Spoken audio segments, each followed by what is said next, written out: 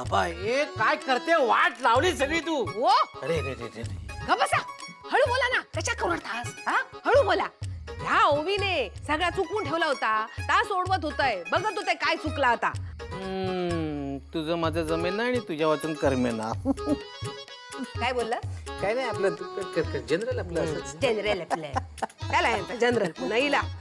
अरे ओवी काय गो ओवी बरं हा ना निशिक हा कशी हाती. हो लाली आत्या तिला थोडं गरगरत होतं म्हणून ती रेस्ट घेते आता. झोपून आले मी तिला.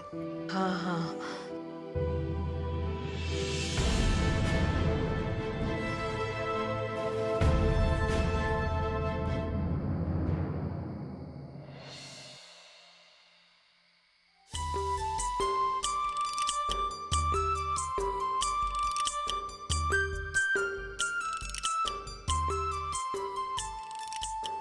काय गो काय बघतोयस कधी बघितलास नाहीस काय आ सगळ्या चुकीचा करून ठेवला होतास तास बघत होतय मी. हा निशी म्हणत होती मला पण आय थॉट मी जे करत होते तेच बरोबर आहे. बट चांगलं ना लाली आत्या तुम्ही सगळं नीट करताय. झाला परत गैरसमज करून घेतलास हा. अगो या तुझ्यासाठी नाही माझ्या नातवांकांना चुकीच्या फॅशनचे मोजे घालूक लागू नयेत ना म्हणून करत होतय हा.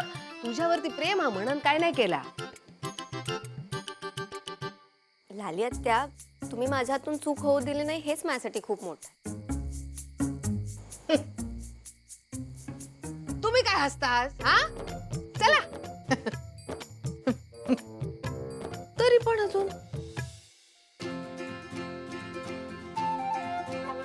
या इथून असं घातला ना की सगळं परत काढायचा असं घट्ट करायचं.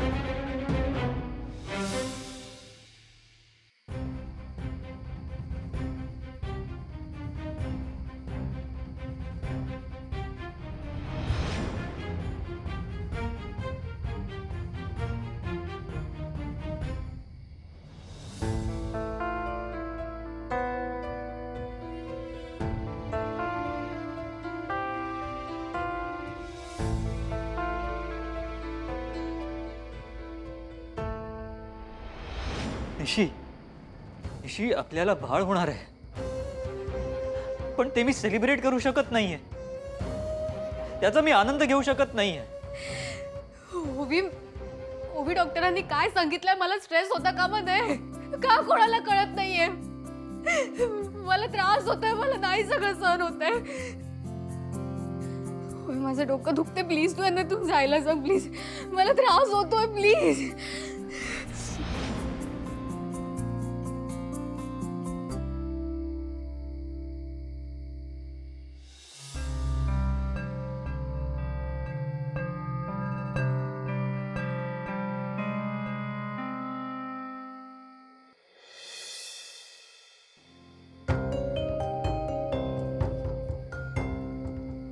कमाल आहे.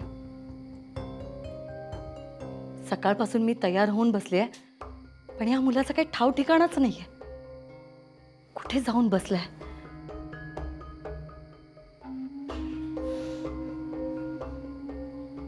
हा नक्कीच खोतांकडे गेला असणार. निशीला भेटल्याशिवाय तो काही मुंबईला परत येणार नाही.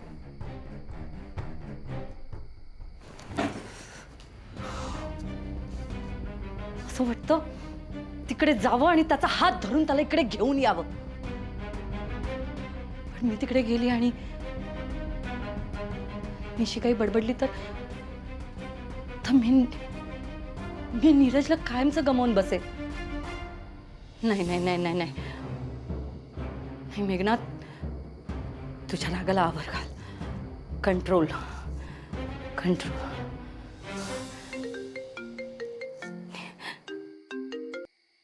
नीरज, अरे तू कुठे आहेस?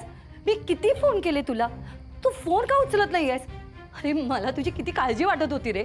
तू कुठल्या अडचणीत असेल तर मला कळेल कसं? तू आय एम सॉरी मॉम, मी तुझे कॉल्स आन्सर नाही करू शकलो. जरा कामात अडकलो होतो. आणि एक मला आत्ता येता येणार नाही आहे. मी फ्री झालो की येईन. माझी वाट बघत बसू नकोस. तू झोप. अरे पण नीरज माझा ऐकून तर. Neeraj, hello hello hello Neeraj.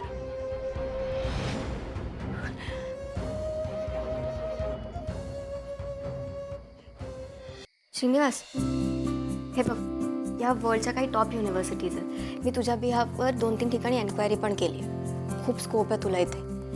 Tu please पुढे शिक. हे बघ, दादांची पण तीच इच्छा आहे. तू एकदा ट्राय तरी कर इथे. बघू, मला आता खरंच काही करायची इच्छा नाही आहे. त्या गोष्टीत समाधान मानायची सवय करून घेतोय मी. इथून पुढे माझ्या कुठल्याही गोष्टीत कुठल्याही माणसाकडून काही अपेक्षा नाही. श्रीनिवास, तू स्वतःचं नुकसान का करून घेतोयस? एवढं टॉप करून काय उपयोग आहे? तुला पुढे काहीच करायचं नाहीये. हे बघ, तुझ्यासाठी दादांनी, मावशींनी, लाली आत्या, कांता काका, इनफॅक्ट सगळ्यांनीच खूप स्वप्न बघितली आहेत. त्यांच्यासाठी तरी. अँड ओके फाईन, तुला जर त्यांच्याकडून काही फेवर्स नको असतील तर तू एज्युकेशनल लोन घे ना. तू कमवायला लागला की तू फेड. बट प्लीज, तुझं टॅलेंट असं वेस्ट करू नको. अरे तुम्ही इथे आहात? काका, काही हवं होतं? खरं तर रवी, मगाशी तू लालीशी जे काही बोललीस ना, त्याबद्दल तुझं कौतुक करायला आलो होतो. पण रवी, तुझं आत्ताचं बोलणं ऐकून तुझं कौतुकच नाही तर तुझा अभिमान सुद्धा वाटायला लागलाय. देवाने तुझ्यासारखी मुलगी प्रत्येकाला द्यायला हवी. अरे काय श्रीनू, अरे शिक जरा हिच्याकडून. अरे ती तिच्या परीने लालीचं मन जिंकण्याचा सर्वतोपरी प्रयत्न करते, मग तू का उदास होतोयस? अरे आयुष्याकडे बघण्याचा असा सकारात्मक दृष्टिकोन ठेव. या आपल्या ओवी सारखा. आणि ओवी, श्रीनूचं मला माहित नाहीये, पण तू तुझे प्रयत्न, तुझ्या आशा कधी सोडू नकोस. अगं, दगडाला सुद्धा पाजर फुटतो. आणि लाली तर हाडामासाची बाई आहे, त्यातून आई आहे. तिला तिच्या मुलाचं भलं, त्याचं सुख कशात आहे हे आज ना उद्या कधी ना कधी समजेलच. पण तू आशा सोडू नकोस. अगं, आजपर्यंत एवढ्या सगळ्या गोष्टी साध्य केल्यास, मला खात्री आहे इथून पुढच्या प्रवासात तुला नक्कीच यश मिळेल. अरे नाही मिळालं तर नाही मिळालं, काय ना ओवी, शेवटपर्यंत लढल्याचं समाधान काही वेगळंच आहे.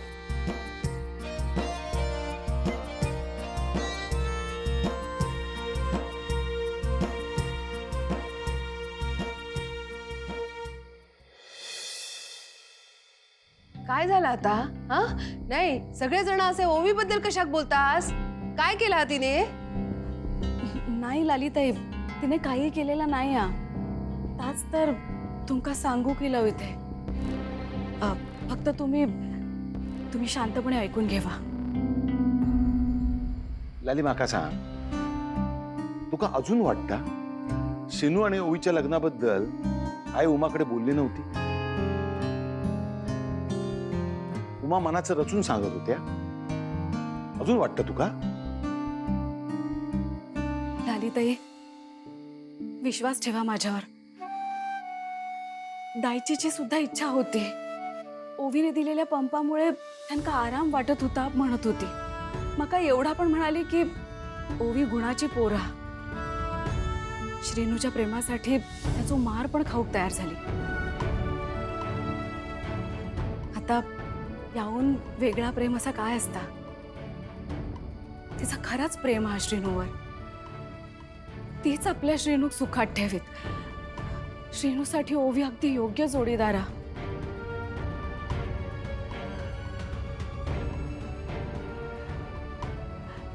ह्या सगळ्या दाईची बोलली खराच. आणि जसाच्या तसा ह्या मी तुमका सांगताय.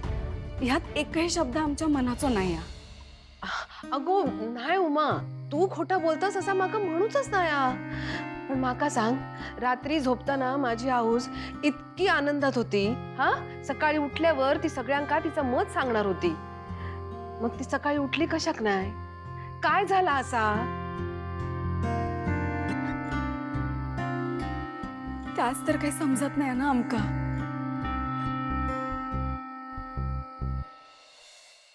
लाली, या सगळ्यामध्ये ओवीचा काय दोष हा? सांग बरं. आपले आई सगळ्यांका अजून खूप वर्ष हवी होती असं माका पण वाटत होता. पण माणसाच्या हातात काही गोष्टी नसतात लाले. आपल्या आईची वेळ इली होती, ते आपल्या सगळ्यांका सोडून गेली. उगाच या सगळ्यात याचा दोष ओवीवर का लावतेस तू?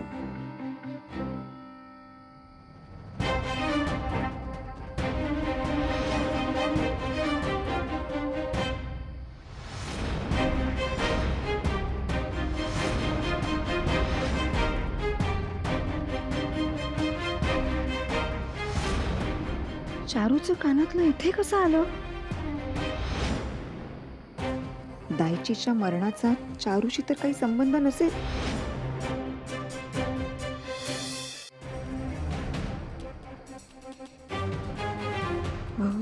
काय करू? सांगू का आत्ताच? नाही नाही नाही नाही नको. उमाताई जेव्हा एकट्या असतील ना तेव्हाच त्यांच्याशी बोलते याबद्दल. त्या कशा शांतपणे मार्ग काढतील.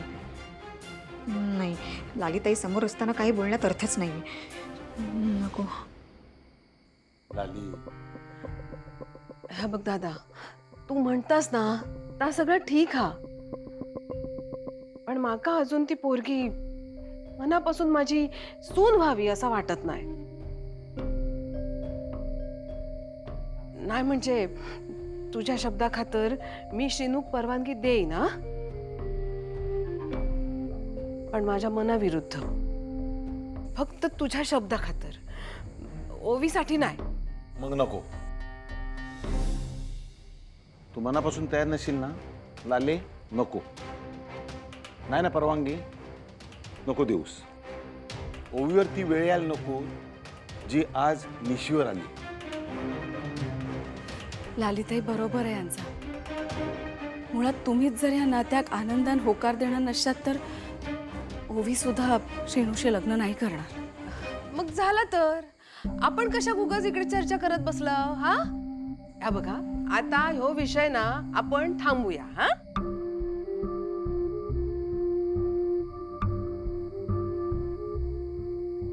ठीक आहे, झाला मग बोलून आपला. चला आता झोपा आपापल्या खोलीत जाऊन. आराम करा जरा. उद्या सकाळी लवकर उठायचं ना सगळ्यांका. गौरीच्या प्रसादाची तयारी करायची आहे. झोपा. उमाताई, मी काय म्हणते, माझ्यासोबत स्वयंपाकघरात येता का? मला पूर्णासाठी ना आत्ताच डाळ काढून द्या. मी भिजत घालते आत्ताच. हा, चला. हो मंजू, खूप उशीर झालाय आता. उद्या करूया आपण. हा, नाही नाही नको नको, आत्ताच द्या ना. म्हणजे काय ना, सकाळी लवकर पूर्ण करता येईल ना आपल्याला. चला ना, चला लवकर.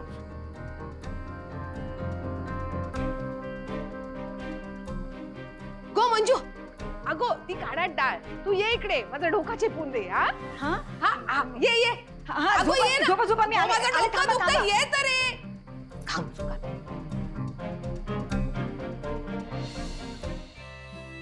उमा, मी जरा देवळात जाऊन येते. हं?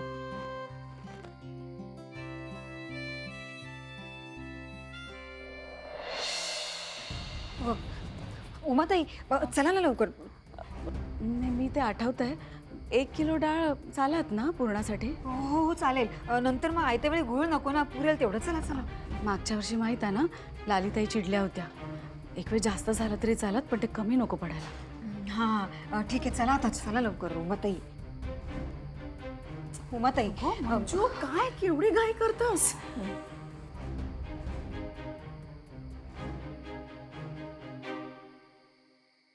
हो उमाताई, माफ करा, मला डाळ भिजवायची फक्त निमित्त होतं. म्हणजे मला तुमच्या एकटीशी बोलायचं होतं. म्हटलं लालीताईंसमोर हा विषय नको, म्हणून डाळ भिजवण्याच्या निमित्ताने मी तुम्हाला इथे घेऊन आले. म्हटलं आधी तुमच्या एकटीशी बोलावं. बरेच दिवस झाले मी खूप अस्वस्थ आहे उमाताई. काय झालंय मंजू? कशाबद्दल बोलू जातो का? उमाताई, मला दायचीच्या मृत्यूविषयी बोलायचं होतं. काय? मला सांगा उमाताई, दायचे जेव्हा ओवी आणि श्रीनूच्या लग्नाविषयी बोलत होती, तेव्हा चारू तिकडे होती? नाही, ती तर तुझ्याशी बोलायला तुझ्या खोलीत गेली होती ना? माझ्याशी? नाही उमाताई, त्या दिवशी दायचेने श्रीनूला फटके मारायला सांगितले होते चापकाचे. सगळेच अस्वस्थ होते. बोलण्याच्या मनस्थितीत कोणीच नव्हतं. नाही मंजू, मला स्पष्ट आठवता, मी दाईच्याशी बोलून जेव्हा ओवी आणि चारूच्या खोलीत गेलो होते, तेव्हा तिकडे ओवी एकटाच होता आणि चारू थोडा उशिराने झोपू गेला. चारू त्यावेळी थोडी घाबरलेली, थोडी अस्वस्थ वाटत होती, म्हणून मी ते का विचारलं सुद्धा, तू काय होतंय? तर काय बोलली नाही. मग मी पुन्हा विचारलं तिला, तू मंजू बरोबर गप्पा मारत होती का? हो हो, गप्पाच मारत होते.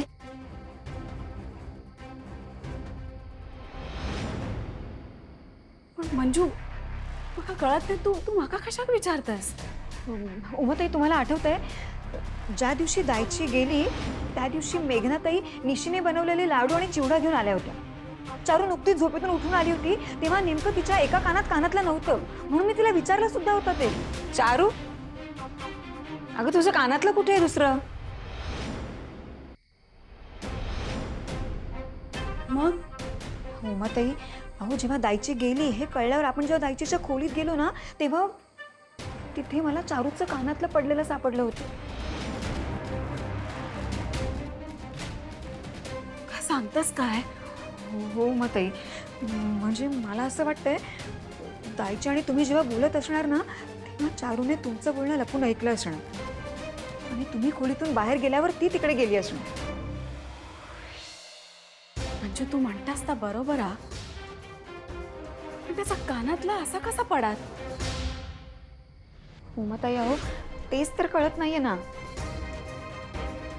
आपण त्या दिवशी दायचीच्या खोलीत असं काहीतरी झालं असणार ज्यामुळे चारूचं कानातलं तिकडे पडलं.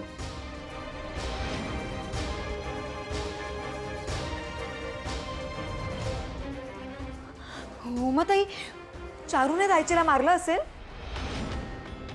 मंजू, काय बोलतेस? नाही म्हणजे उमाताई, मला असं म्हणायचं होतं की चारूने श्रीनूसोबत लग्न करण्यासाठी इतके उपद्व्याप केलेत. अहो तिच्या बाबांसोबत ती कशी वागली आठवतंय ना तुम्हाला? म्हणजे उमाताई, हे सगळं बघता चारू असं करूच शकते. आणि आणि जर का चारूने हे केलं असेल तर दायचीच्या खुनासाठी तिला शिक्षा होऊ शकते. हो हो हो, तिला शिक्षा होऊच शकते. पण आज ना उद्या सत्य सगळ्यांसमोर येईलच. हो ना उमाताई? उमाताई, मला ना भीती वाटायला लागली. अहो म्हणजे चारू इतके दिवस आपल्या डोळ्यासमोर होती, पण त्याने कशाचाच सुगावा लागू दिला नाही. मंजू, तू आधी शांत हो. तू घाबरू नकोस. अगं हे सगळे अंदाज आहेत. हां, तुका काय किंवा कोणाक काय ठामपणे काहीच माहीत नाही आहे ना. तू याबद्दल कोणाशी काय बोलू नकोस. जा, काय करायचं ते आपण बघू नंतर. तू जा जाऊन शांतपणे झोप. जा. पण उमाताई, हो चारू असं कसं काय वागू शकते? इतकी क्रूर कशी काय झाली ती? मंजू, माझं ऐकणार नाहीयेस का? हा, तुका सांगितलं ना, आपण अंदाज बांधतो, असं नसत. पण जा तू, जा शांतपणे झोप, जा जा.